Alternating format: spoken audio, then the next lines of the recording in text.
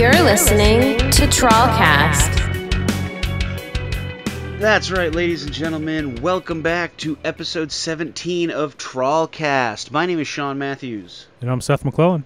This week, we're taking what we were talking about last week. We mentioned vinyl collecting, and we're going to actually talk about that and kind of get into vinyl in general. The subject has come up a couple of times, and Seth has gotten me hooked onto the vinyl needle, as as you could say. But, we wanted to talk about vinyl collecting, vinyl records in general, what makes it so popular and what makes it, fun to do. Some people out there, they collect, baseball cards or they collect comic books. Some people collect art or, fancy $1,000 watches. And some people like to collect vinyl records. The stuff that's been around for, I don't know. Yeah, over 100 years, probably about 120, 130 years. Yeah, a long fucking time. And why is it so popular? Like, does anybody know? No? I don't know. That's the thing. But I will say, Seth, you are a very large collector of the vinyl. Yes. We have talked about it a bunch off air, and we've mentioned it quite a few times on air. So, let's talk about how you got into vinyl collecting, because I think that'll be really interesting for people to hear, where you started and, maybe why you started. Yeah. Because that can be kind of one and the same, how and why, especially when you come to collections. So yeah, absolutely. So I've been a collector of things my whole life. I feel like that's something that I can kind of preface things by saying, I love collecting things. Over the course of my life, I've collected, baseball cards and comic books and, right. coins and rocks and all sorts of different things. So I just have this collector's spirit that I enjoy, completing. I'm kind of a completist where I feel like if I have one of something, I have to have the whole set or things like that. So I feel like that trait of my personality lends itself to me being a vinyl collector. But how I started collecting is when Miranda, my wife, and I got together around 2010, so just about 10 years ago, when we were dating each other. Probably shortly after we started dating, I discovered that she had a small collection of vinyl. She probably had 10 or 15 records, a lot of classic rock stuff, but she didn't have a turntable. So for Christmas, the year that we met, I got her a turntable, and it was, at the time, it was kind of this exciting thing. We were like, all right, well, now we can finally play these couple of records that she had kicking around.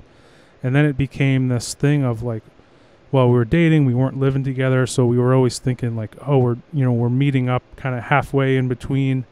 I lived down in Portland, she lived in Vassalboro, so we were always kind of commuting back and forth. So we would meet up at Bull Moose or meet up at a flea market or here or there, and then we would dig for records, find new stuff, find cool stuff, and then it just kind of grew from there, and it became this obsession that I think part of it for us is that we both collect and we both enjoy it.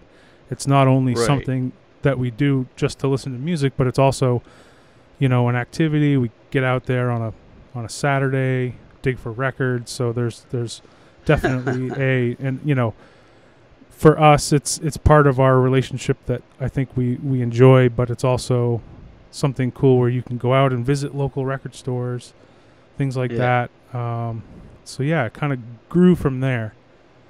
Which going off of the fact that you started dating, and the first year you guys were kind of together, you bought her a record player. That's awesome.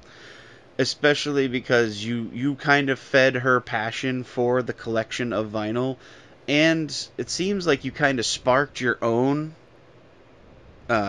journey because you found somebody who was already kind of doing it, and it caught your interest and piqued it enough that you jumped right in. you know I would say you jumped in. I mean, you guys have been together for a long friggin' time, man. Yeah, just about 10 years. And so it became this cool thing where, like, I'd find something that I know that she would, like, freak out about and surprise her with it. And then she would, find a record that she knew that I was looking for and then surprise me with Right. it, like, even when we weren't hanging out. And then, once we moved in together, and it just basically kind of became, this passion of ours that we actually, we did for 3 or 4 years. We put it down for a little bit, as, times change, budgets and what we're able to spend on things change, and, just what we're currently Right. interested in. And it kind of, went through some hills and valleys, but we ultimately ended up, like, probably about 4 or 5 years ago, picking it back up again. And I'd say we collect now more than we ever have. Our collection's getting fairly large, which Right. can get expensive, but we've had a lot of extra time with all of this, the situation that we're in with the pandemic and everything. So I'd say that we're listening to vinyl and collecting more than That's we ever cool. have. Which is Now, awesome. the big thing for, like, I've seen your vinyl collection, like, starting out, people, they usually go, like, some people go 1, 2, maybe 3 albums. They start out small, but I know there are some people out there that Yeah. go pretty much ass over tea kettle, and they basically jump in and they try to buy like 30 albums a day, and they try to build up a collection. Like, for people like that, what do you think is a good rule, just in general, getting into the collecting of vinyl? What do you think a good rule of thumb is? Like, do you say, yeah, buy in bulk, get a bunch so that you have a lot and you can kind of sort through it later? Or is it more of a find what you want or find something that seems interesting to you kind of scenario? Yeah. So where we started was, I think you start with trying to find the stuff that from bands that you love, but maybe you didn't have some of their back catalog or things like that. I would definitely start with your interests, start with your biggest interests, and then our rule of thumb is we never wanted to own more than we could appreciate. So, it's tempting to, go to a yard sale and buy, 50, 100 records, and you can certainly do that. And a lot of times yard sales are good places to buy because you can get stuff for really cheap. But these days, especially if you're shopping at a retail store or, even a secondhand store that has vinyl, they're pretty expensive these days. So I would say, start with the stuff that you're most interested in and don't buy too much than you can appreciate in a small, short period of time. And then you can always go back and buy more. But I'm one of those that, even though I'm a collector, I don't believe in hoarding, and I don't believe in having more than I can truly appreciate. I tend to move stuff along if I think that I'm no longer appreciating it, or I'll sell some stuff if I think it's gotten to the point where I'm not going to be, revisiting it for a long time, because, like, my collections that I have are very organized. I'm that guy that, like, alphabetizes and everything has the dust cover, and so I'm that geeky collector. But nah, see, that's not that bad though, because, like, I have a collection of CDs that I used to like alphabetize and chronological order. So, like, maybe it's the first Fear Factory CD, and then the second. Like, I have it all in the order they came out, but it's all alphabetized. But I've kind of, like, put my CD collection away because, honestly, CD, like, that format kind of came and went so quickly that, it just didn't really... I still feel like it didn't have enough time to shine. But yeah, it's a really interesting thing that happened, with CDs, because the way that digital music evolved, you almost are kind of left with two worlds. You've got the digital world and the physical world, and I feel like the collectors that are out there have sort of realized or reinvigorated the vinyl collecting, market, where right, people aren't buying CDs so much as they're buying things on vinyl, which is really interesting to see a format that almost completely died actually come back. It's really never happened the same way, I don't think, before in technology. There hasn't really been, like a thing that came out that was, more convenient to society that eventually saw its way out of, became obsolete. But then something before it, its predecessor, actually comes back.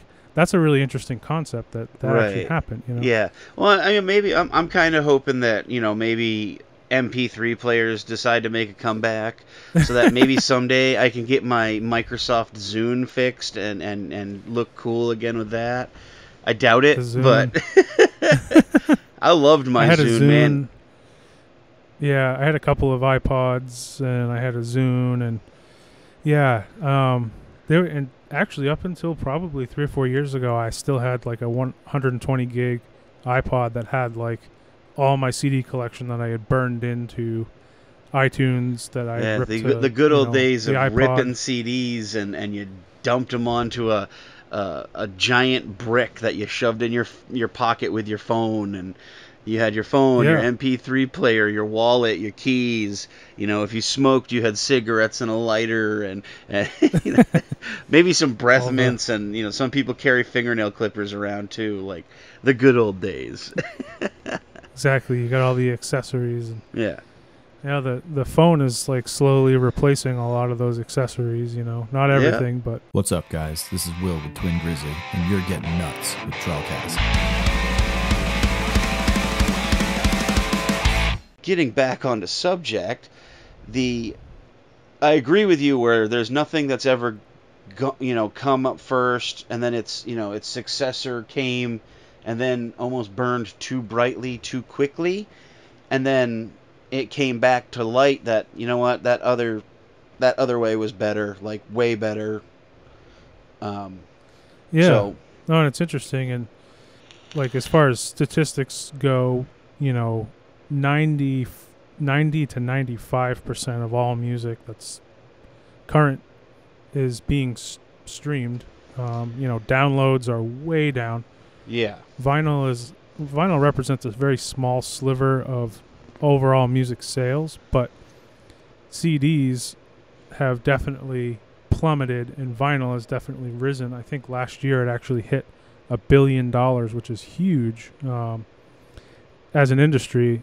And it's just really interesting how that happened. And I really think it's largely to do with the listening experience with vinyl. The fact that we've talked about it before, but just the fact that it's 12 by 12, you get the large artwork, the liner notes, the gatefold with all of the extras. A lot of artists nowadays are doing like awesome colored vinyl variants, which are fun as far as collectors go, because you can chase down like, indie record stores are getting this specific colored version, but all of the big box stores are only getting the standard black version of it, things like that. And so it makes you pay attention more to releases and geek out on all of the details around an album, which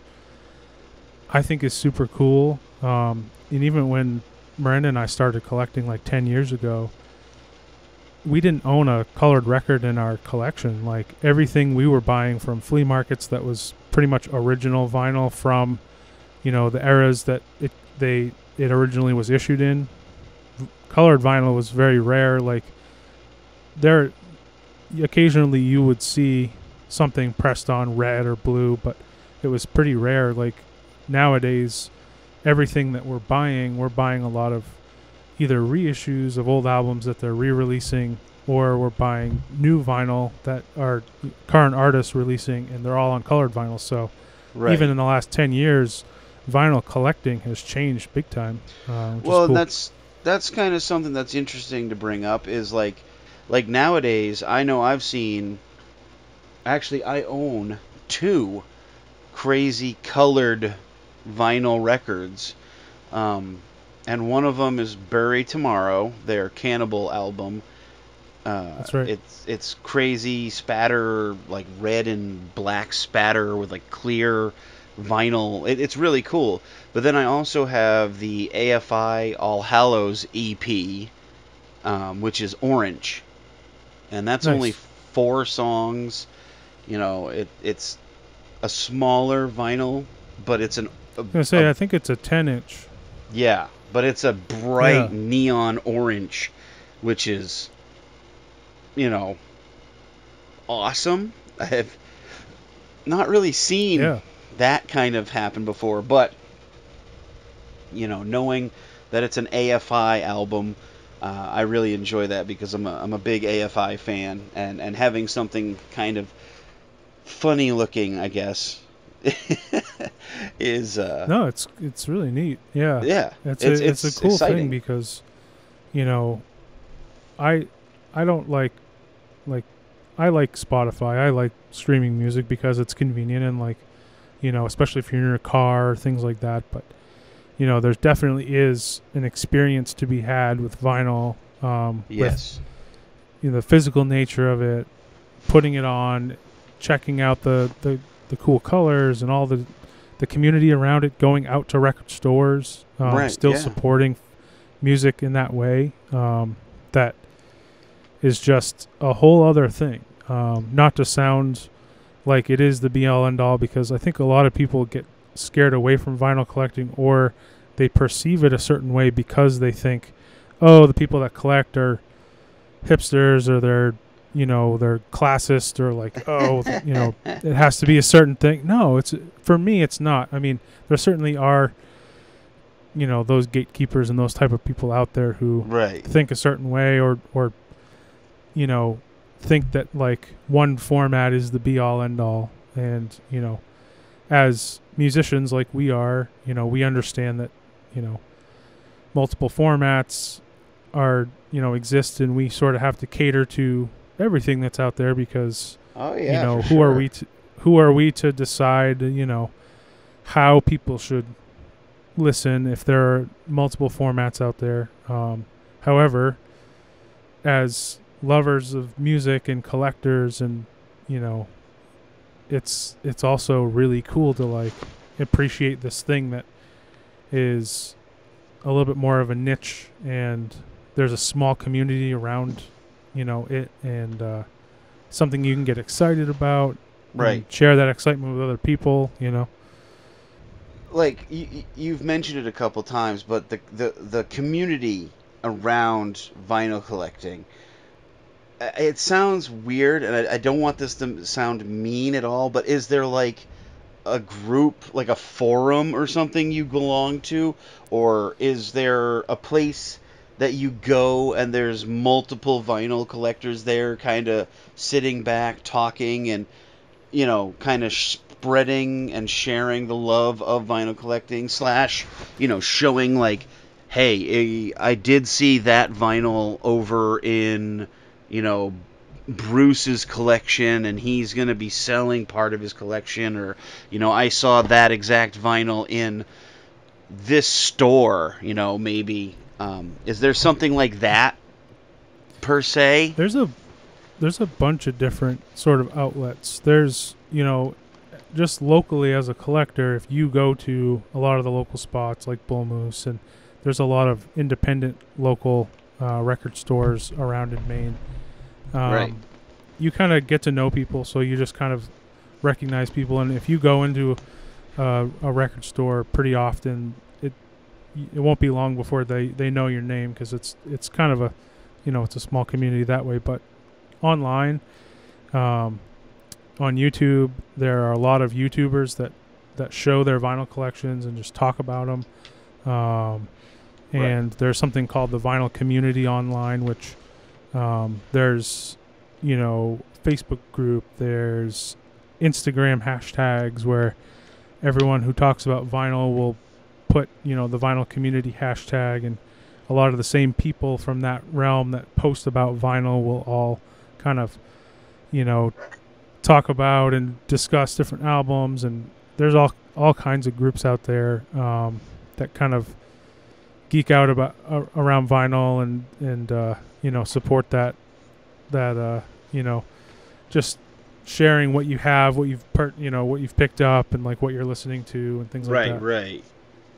And that's awesome because sometimes I know I'm still new to vinyl collecting, so this may or may not, to people listening, seem like an interview of Seth. It kind of is, okay, because Seth has the knowledge and he's been doing vinyl collecting for a long time. Now, people may not know this. I know we've mentioned it before, but I am a huge comic book collector. And we've mentioned it before, but I love Magic the Gathering too. So I know sometimes when you collect things or you're a big fan of things, sometimes people just get nasty and stupid about it.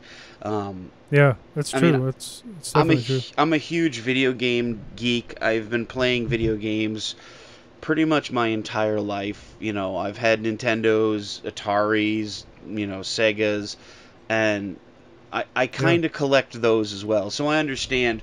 That's why I was trying to make it seem less of like a negative thing. I didn't want it to sound negative, like, oh, you nerds and your vinyl. Like, no. I fully endorse anybody who wants to collect something, as long as it's not something that's going to hurt somebody. There are limits to those kind of things. But if you are a huge fan of the Powerpuff Girls and you want to collect them, go for it. What's the worst that's going to happen? That's your passion. That's something you want to collect. It's super cool. I think that's why I've always enjoyed collecting other things too, like I said, comic books, and I also used to play Magic, and I really like niche communities of people who gather around or rally around one thing, right? Even if it's not really popular outside of, and I feel like that's part of it for me. Is that makes it more exciting?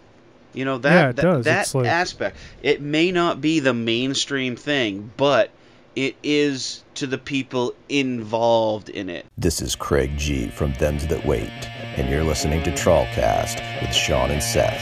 Let's take a bite out of rock. Oh yeah. But in the recent years, this is probably the last, I want to say 5 years, Kara and I have started to collect comic books more seriously again and heavily again. Yeah. Because it's something that gets us, going. And I mean, right now in That's our awesome. bedroom we have 5 long boxes, I think, which is an aggressive amount to have in a bedroom. Yeah, dude, that was totally us for a while. I mean, comics were definitely one of our passions too, and we ended up thinning out the collection, but for a long time we had long boxes all over the house. And yeah. All right, well, we'll get to comic books in another episode, I promise, because I have actually had a couple people request the comic book talk because they know I have a lot of stuff, and I have some prized possessions that I have purchased over the years. And actually, you know what? Speaking of prized possessions, Seth, do you have a prized vinyl in your collection that's this is my coup de grace, this is check this fucking shit out here? Do you have one of those? Oh man, well, we have some really cool stuff, and it's hard because the priceless, or sometimes it's just sentimental or symbolic. We have some signed stuff, which is really cool, and we have some rare stuff that is worth a good amount of money. But sometimes the stuff that you love the most is just sentimental. Like, it may not be valuable to anyone else except for you, but if it's sentimental to you, it can still be your prized possession. I'm not talking about value. I'm talking about what means the most to you. Like, is there one that really sparks you? I would say, and it's what's interesting is this album itself isn't even my favorite album from this band, but when Miranda and I started collecting, the first album that she bought me after we got the record player was Pink Floyd's A Momentary Lapse of Reason. Oh, okay. Which was one of their mid to late 80s albums. It was actually the first album that Roger Waters wasn't on, and it was just David Gilmour. There was like a dispute about the name of the band at the time, and like they weren't even like sure that they were going to be able to call it Pink Floyd, but they ended up putting out the album anyway. And there's this really, interesting kind of history and story around this album, and it's not bad. It's not by no means is it a terrible album, but if you're a fan of Pink Floyd, like obviously Dark Side of the Moon, The Wall, right, Wish You Were Here, Animals, and even if you're a fan of the earlier stuff, like in the grand scope of Pink Floyd, it's definitely not the best, but for me it's one of my most sentimental because it was the first one that Miranda gave to me that kind of sparked like, oh wow, like this is my first vinyl record. Like it kind of started my journey of collecting and us collecting together. So there's that one, and I think other ones that people have given me, like actually more recently, I think it was last year at my birthday, my dad gave me a copy of Tool's Lateralis. And I had already owned it, but I didn't tell him that at the time. I was like, "Oh, thank you very much," and it meant a lot to me that he paid attention to what I really like. Yeah. And I ended up giving my original copy of it to Tom, because in the time from when we started Trawl to, probably about a year in, I had gotten Tom into Tool, and he really loved that album, so I gave it to him. And that's really cool. Things like that. Yeah. So I think for me, it's like the stuff that, like, I love the signed stuff. I love I definitely want to talk about some of that too, but the sentimental stuff ends up being the stuff that, like, I could never sell it.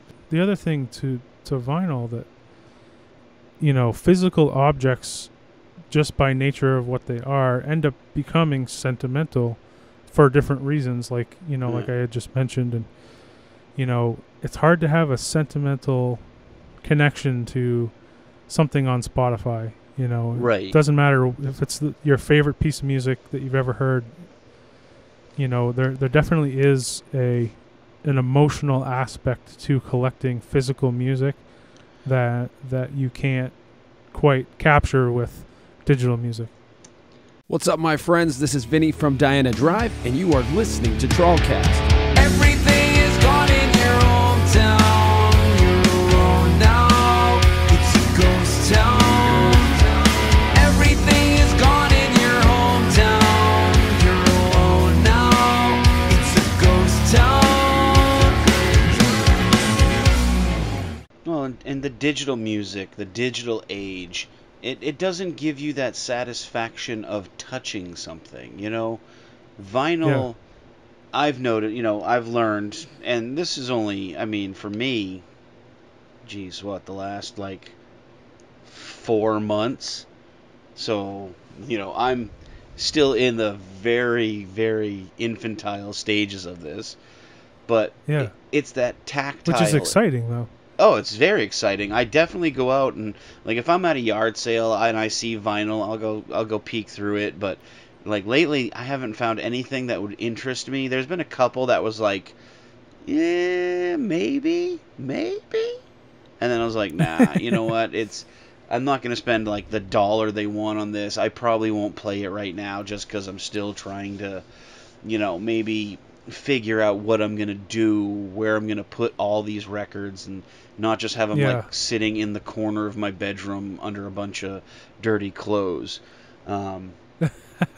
But it's that might be like one of the most, the challenging or negative aspects of collecting is they take up space and they're heavy. Yeah, no shit. So I've been trying to think of that. Like I've got some room around my living room that I'm like, I could probably build some boxes to put up like on my walls.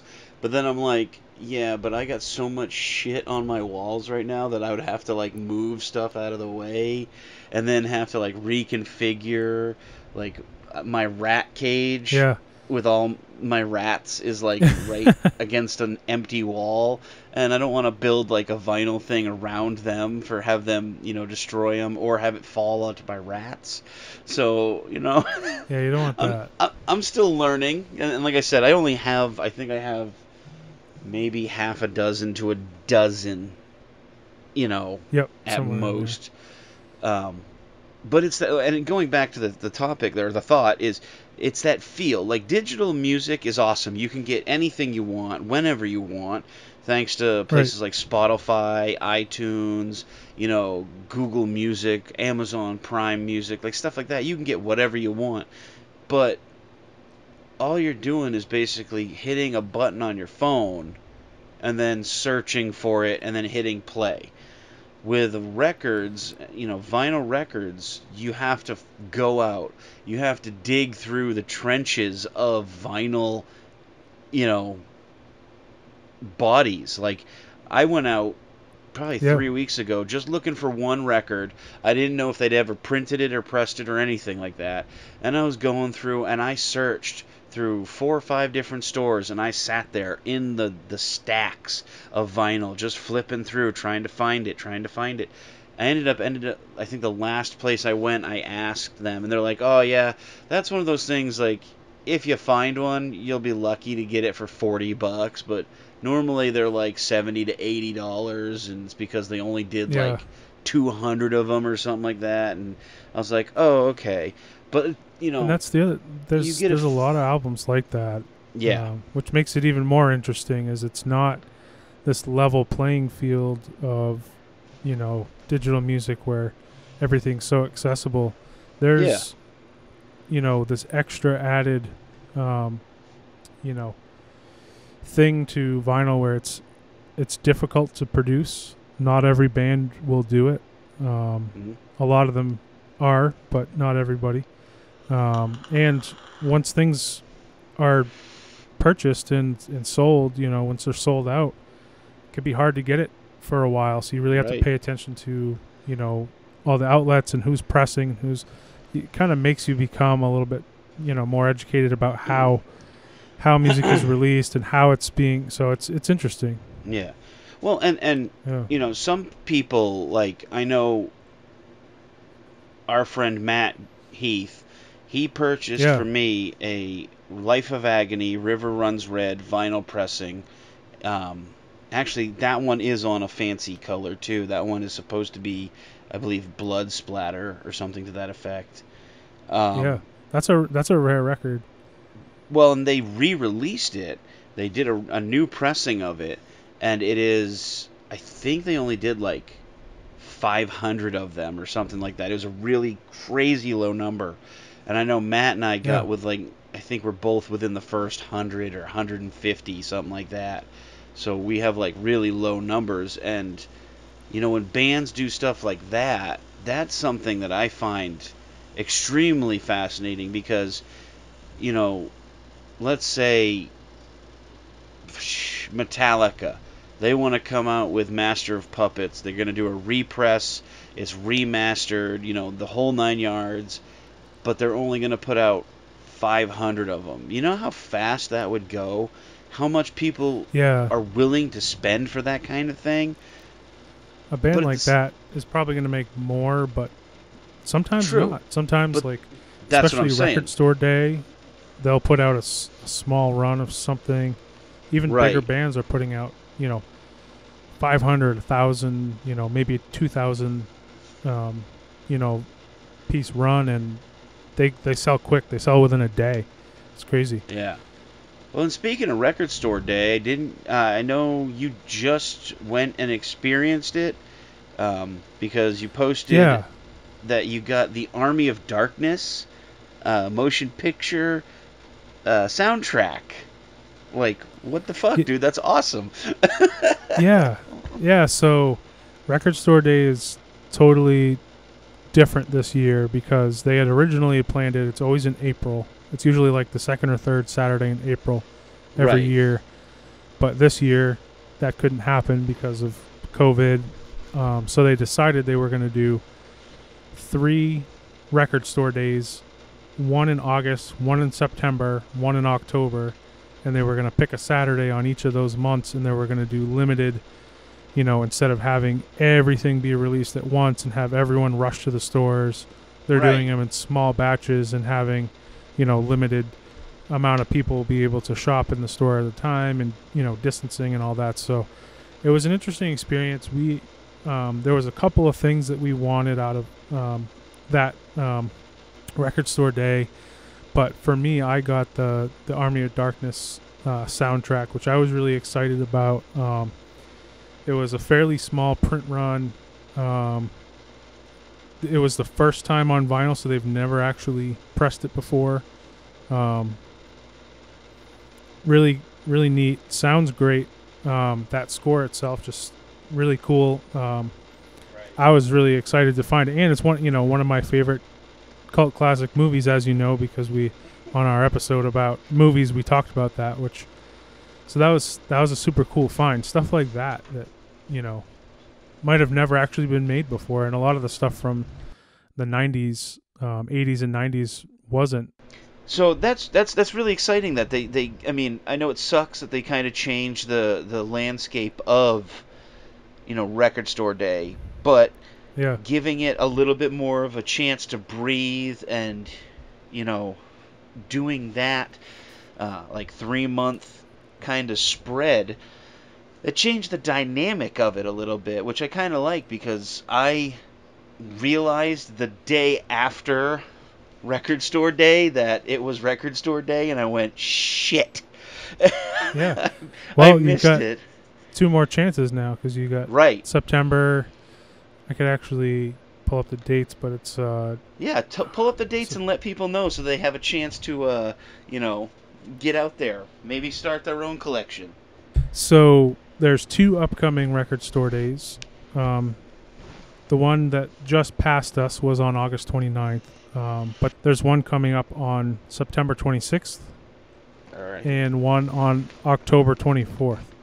So, basically on those 2 upcoming Saturdays, September 26th and October 24th, they'll be doing, limited releases. Artists from all over the world will be doing, very small run releases in indie record stores.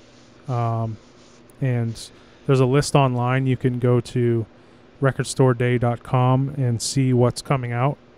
And there's a lot of cool stuff. I know in the September release, I'm looking for Primus is re-releasing Suck On This, which was like their first demo, but they're doing it on like colored vinyl, so that's one that I know that I'm after. You don't always get what you're after because even the stores themselves don't always get to decide how many copies of what of all the releases. They literally receive a package and it's got whatever their store was allotted. And when they sell, and it just becomes kind of a fun thing to try to hunt them down like a Easter egg hunt. But yeah, that's awesome, man. I'm excited to. So basically, what he just said, ladies and gentlemen, is mark your damn calendars for September 26th and October 24th.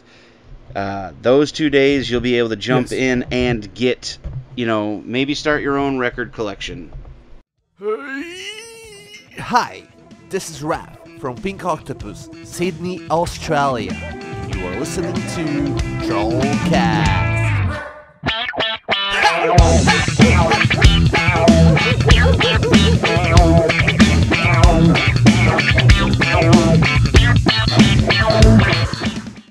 All right, so we spoke about, how you started, why you started, your most, prized, sentimental, what about maybe something that's like your unicorn?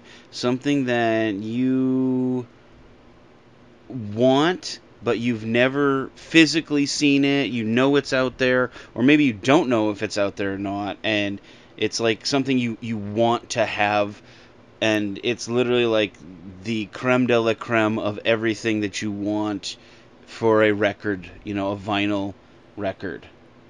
Do you have something like that? Like the one holy grail, this is it for me kind of scenario?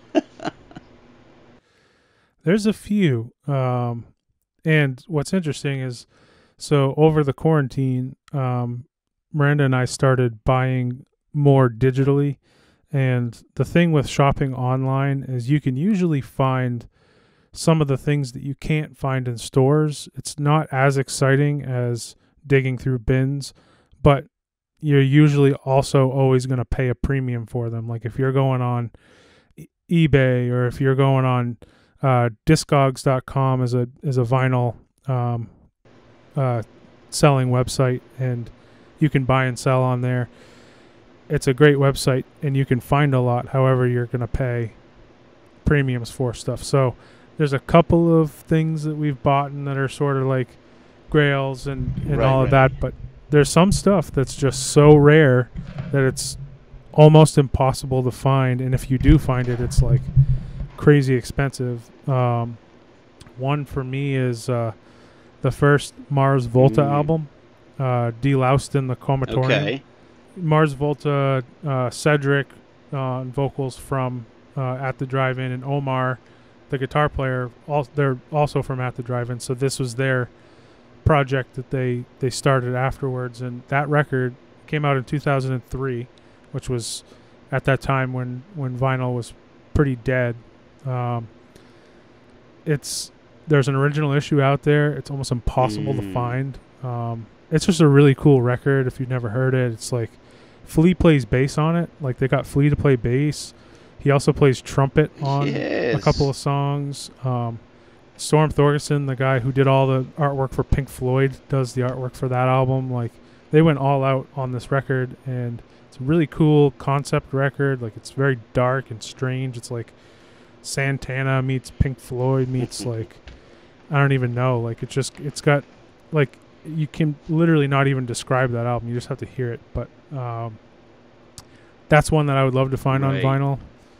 Can't find it. And if you do, I have seen online it sell for $500, $600. Like not even kidding. It's absolutely insane. That's one of those things. Like I know for like again, we'll do a comic book episode, ladies and gentlemen. But like I know there's certain comic books that I have on my unicorn list, and one of them right now, just having it graded in the low 9 area, it goes for like $29,000. And it's not even something that anyone besides me and a very few select people would be interested in. So that's what gets me, is it's like when you find that one, that unicorn, that holy grail of what you're looking to collect, and hey, if it's in your price range, get it. Don't sit back and ho and hum and be like, I don't know. Get it.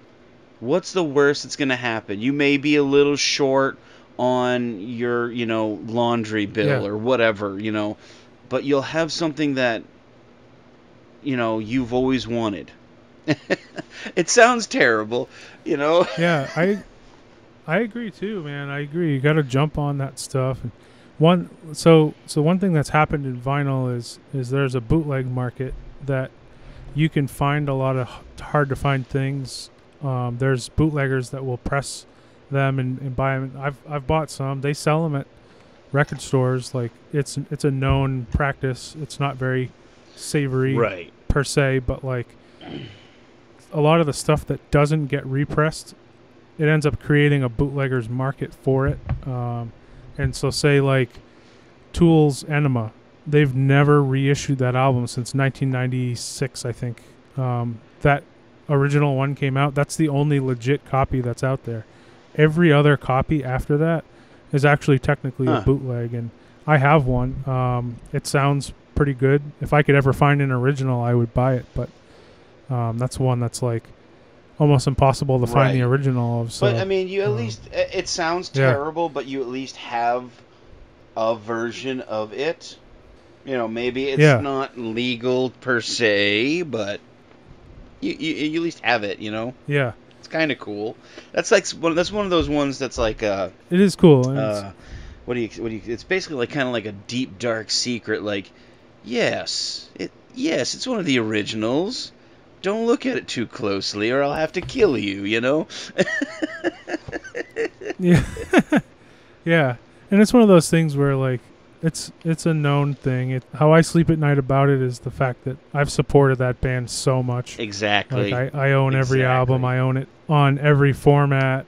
I own, literally everything that they've put out in the past 25 years I've bought. And so like, seen them 6 times and, Yeah, no, so you're I good, feel like man.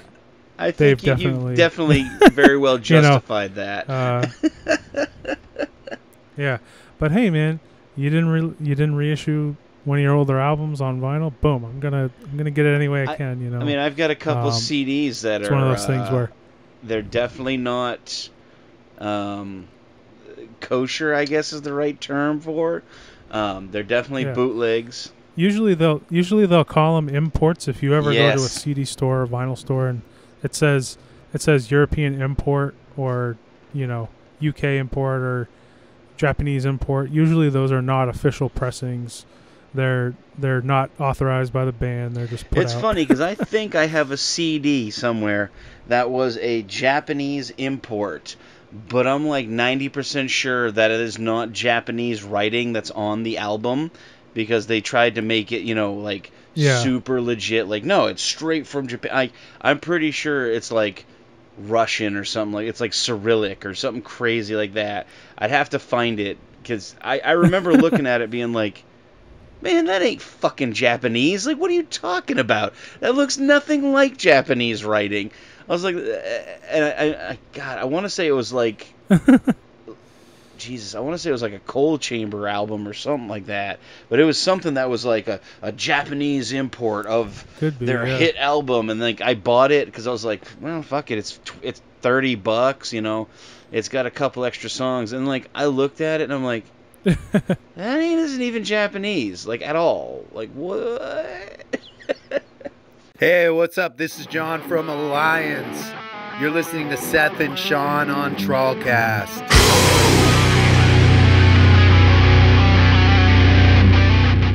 I mean, the only thing I got left to talk about is like the actual record player. Like, what do you have? And like maybe let's point some of our future vinyl heads at maybe their first record player or Sure, yeah.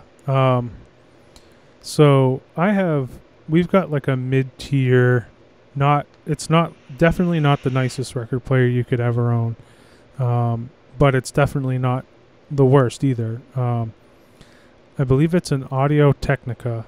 It's around the $150 range, and there are a few with audio equipment, turntables, speakers, especially when you get into the hi-fi stuff that audiophiles and people who collect records own. Literally, the sky's the limit. You can go absolutely nuts. You can spend thousands on audio equipment, but what we've currently got is about $150 player, which is a decent, mid-tier player, and then we've got actually a set of computer speakers with the subwoofer. If you go to Best Buy, you can literally get like a nice pair of computer speakers that comes with a sub. Doesn't have to be crazy high wattage. Right. You can hook that up to most record players, and it sounds really good. For around $300, maybe less, you can get a really solid setup for, we live in an apartment, so we can only crank things up so loud anyway. For what we're doing, it sounds Right, amazing. You can get, like, a lot of people, like where we started is we got one of those all-in-one units that has a CD player with a record player on the top, and it's got a radio. Crosley makes them. There's a couple other companies, and it has an auxiliary input for putting your phone in there. You can literally play anything on it, and they're like $100. Speaking of they're pretty Crosley, awesome. that's the one I got. I got their Cruiser Deluxe turntable, and it basically is everything you need to just start listening to vinyl records in one little suitcase. I mean, it's probably the size of and those are awesome. my laptop, closed, but it has a turntable. It does, 3 different speeds, 33, 45, and 78. So it can do multiple speeds and records, but it also has built-in speakers, and I'll be honest, they're not the best, but you can still hear the music fairly clearly. I actually sit down and put it in front of my TV, and my sound bar has auxiliary cords that I plugged in, a cord that goes right to my record player, and that's literally like I'll put it in, switch the input, and just start cranking, this record player through my sound bar. Yeah, and I'll be honest, it was $50. Yeah, $50. It's great. I was gonna say, yeah, we did that for years. Like, $50, you can get a record player that has an out that'll go to an external speaker, like a sound bar. We used our sound bar for many, many years to play records through, and that way we didn't have to have, if we've already got the TV set up with the speakers or the sound bar, you can just hook right into that. Exactly, yeah. And it sounds awesome. I mean, so it really doesn't cost all that much to get started. You can start small. You can start with something reasonable, and, don't let anybody talk you into something crazy to start with. And if you ever want to go there, you can, but, even us, we've been collecting for a decade, and, we've got reasonably cheap gear, and it does fine for us. So the idea of starting out with your vinyl collection, you don't necessarily need to go big bad, crazy $7,000 turntable with accessories kind of thing. You can start out from $50 to $300 and get a very reasonable, very cost-effective means to listen to vinyl and enjoy the beginning process of the collection. In 2, 3, 4 years from now, I'm not sure if I'll still have the same, I'll probably keep my Crosley, little stow and go friggin' record player, but maybe I'll upgrade to a nicer version, and I actually will build a storage plateau somewhere in my house for all my vinyls. But starting out for $50, being able to do that, being able to actually get into something that I've never been into before has been really exciting, because it's a change of pace. With comic books, you kind of know exactly where to go and what to look for, because for me, I've been doing it for years. But then, like, vinyl, I've never collected, but I'm starting to learn about places to go, and record store day, I've heard of it. I know it's happened because you've been, I've been friends with you for many years now, and I've seen you go to it. Yeah. But I've never done it, so I'm actually extremely excited about the opportunity to do that. And then, stuff like, recently I raided my grandparents' house, because actually there was another reason I was there. I was helping my uncle with a bed, but then I noticed that hidden in the corner of their house, they had a bunch of records sitting there, and I was like, all right, I'm doing this. And I dove in, I jumped right down onto my hands and knees, and I started pulling out all these vinyl records. And actually, I sent you a picture, Seth. but I got a bunch of Johnny Cash records. They're all, first pressings. Like, they're from when they're printed, that's when they're from. I have some Willie Nelson. I've got some Ray Charles. Bay City Rollers. Like, that one awesome. really fucks with people. I got the Bay City Rollers. And I also found a Scary Stories, like, Halloween vinyl, which was exciting for me because it's literally my favorite holiday. But it has, I want to say, like 15 or 16 famous scary stories on it. And I've already listened to it twice, and it's a great album because there's sound effects and the crackle that comes through a vinyl record is still there, and it almost sounds like it was recorded yesterday. Maybe not with the best, Foley team making the sound effects, but they did a good job for the, what they were given. But I found it and I love it. And I have another stack that I'm supposed to go through when I get back to my grandparents' house again. And I gotta go through more to pull out more stuff, but I'm hoping at some point I can maybe try to finagle these records out of their possession and into mine because I love them. I'm a huge Johnny Cash fan, and I've got Live at Folsom Prison Folsom Prison, and man, that album just that's the album, man. Ass. Yeah, that's actually.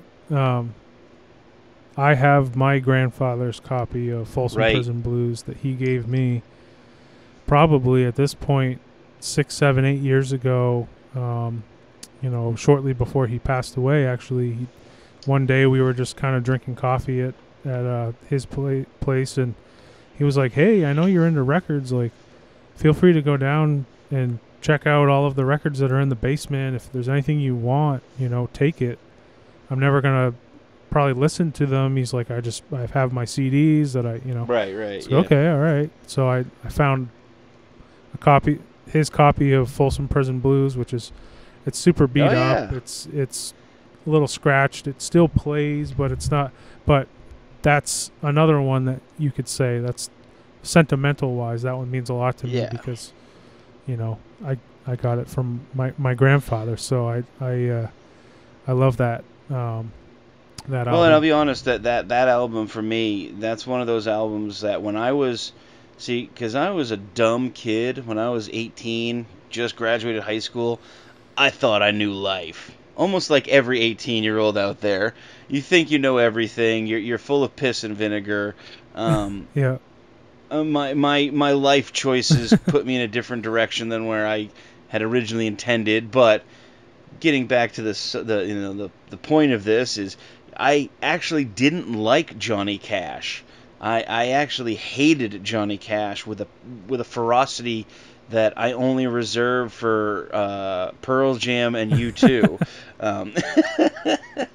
But I had some friends that I worked with in a little Italian restaurant in Portland that they locked me in the basement one night while we were closing, and they had full control over the sound system.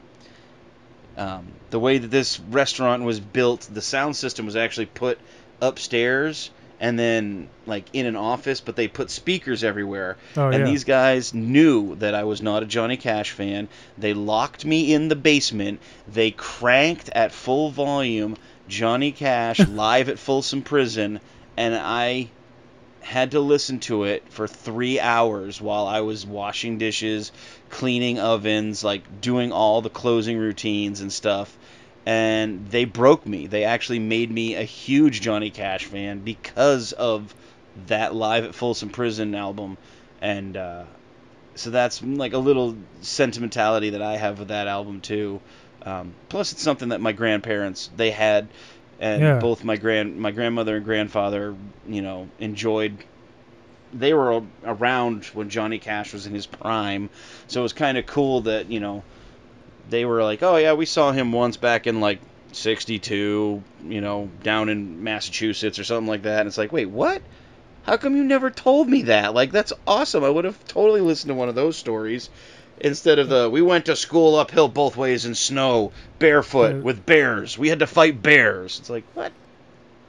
No, tell me about Johnny Cash. Fuck your snowstorm stories. Tell me about Johnny Cash. Yeah. No, exactly. And I think that's another part about vinyl, too, is just there's a lot of history and there's a lot of tradition and there's a lot of family, sort of tribal things that, my grandfather loved this music. My parents loved this music. Or if you go to a record store, on the now spinning rack, there's, the store owner's playing something that you're like, hey, what is this? Instead of, with digital where, you get your algorithmic playlist from Spotify based on all of the other things that you listen to. Yeah, that's great. And that's cool that we've gotten to a point where technology is suggesting music that we'll probably like. Right, yeah. I found I've discovered so much music that I probably never would have listened to through vinyl because it was just in the right place at the right time when I was digging through the bin and I liked the album cover, or somebody told me, hey, if you like this band, you have to check out this.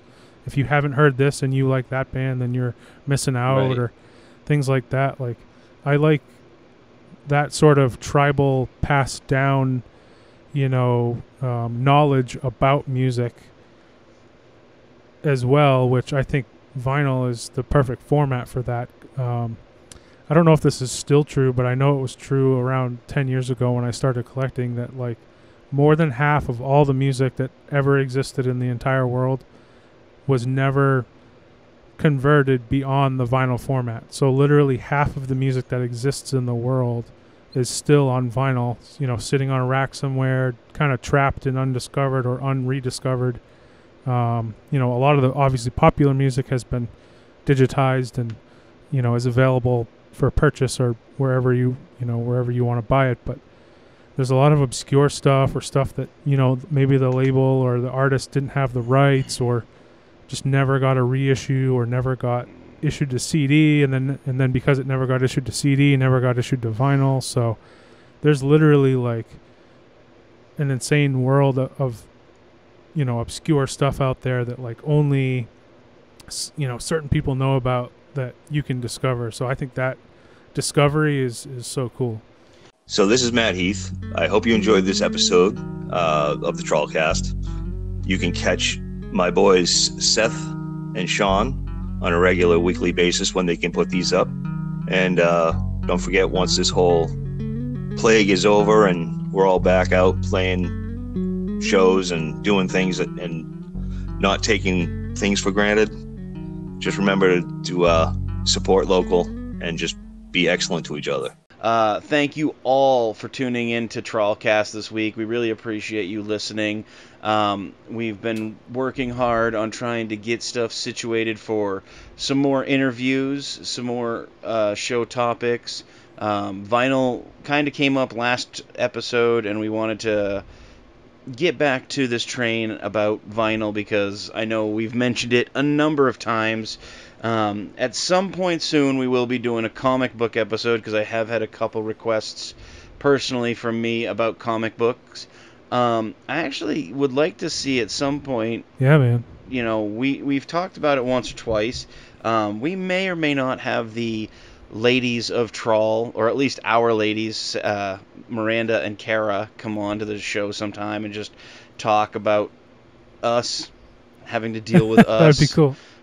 It's going to be a heavily edited episode. But we'll figure it out when the time comes. But again, thank you so much for tuning into TrawlCast. If you like what you hear, we are available on Anchor, Apple Podcast, Breaker, Google Podcast, Outcast, Pocket Cast, Radio Public, Spotify, and many, many others. So hit that subscribe button. As soon as a new episode drops, it's there, ready and waiting for you. We are also available on YouTube. All you got to do is go to youtube.com/TrawlPortlandME. That's all one word thing there. You'll find all episodes of TrawlCast, any music we put out. I do want to say we are recording right now, which is super exciting. So we're in the beginning stages of that. If you are able to, rate and review us 5 stars. Leave us a little write-up, about, what you like, what you don't like, what you want to hear, what you don't want to hear. We don't mind. We'll just send all the complaints to our complaint department, care of Gary Marston. If you'd like to send us a voicemail, all you got to do is go on to anchor.fm/TrawlCast. Little button there that says send a message. Click that button, record your message. It comes right to us. We will put it in an episode if you want. If you don't, we won't. There you go. If you do have a question, comment, show suggestion, or want to send a listener-submitted segue via email, all you got to do is cast a line to us at trawlband@gmail.com. We check it every day, ladies and gentlemen. We look forward to your questions, your comments, any show suggestions, all that stuff. We really look forward to it. For more information about Trawl and all things Trawl related, all you got to do is go to www.trawlband.com. Again, thank you so much for listening to our TrawlCast. It's been a lot of fun. We're still going strong. We're enjoying ourselves way too much. This episode was very fun because I got to pick Seth's brain about vinyl. Yeah. Thank you for listening. My name's Sean Matthews. I'm Seth McClellan. This has been TrawlCast, and we will see you next time.